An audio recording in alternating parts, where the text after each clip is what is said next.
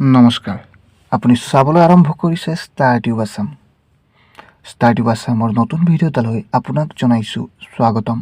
সম্পূৰ্ণ ভিডিঅ'টোলৈ যাম তাৰ আগতে যিসকলে গম পোৱা নাই তেওঁলোকৰ জ্ঞাতাৰ্থে জনাই লওঁ। অসমৰ ভ্ৰাম্যমাণ জগতত নতুন সংযোজন অভিনন্দন থিয়েটাৰ 2023-24 নাট্যবৰ্ষত মঞ্চস্থ হ'ব অভিনন্দন থিয়েটাৰ।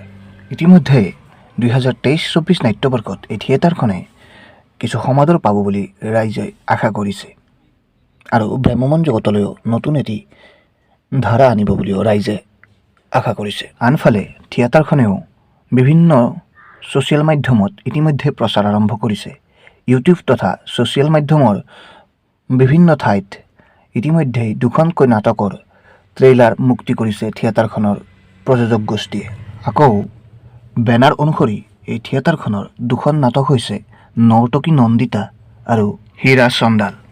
নতুনকৈ জন্ম পোৱা এই থিয়েটাৰখনত মুখ্য অভিনেতা তথা ষ্টাৰ বয় হিচাপে থাকিব অসমৰ জনপ্ৰিয় অভিনেতা ৰাজকুমাৰ আৰু ষ্টাৰ অভিনেত্ৰী হিচাপে থাকিব অসমৰ নৱাগত অভিনেত্ৰী প্ৰিয়ম পল্লৱী। আৰু লগতে আপোনালোকে দেখিবলৈ পাব নপুৰণি বহুতো শিল্পীৰ সমাহাৰ।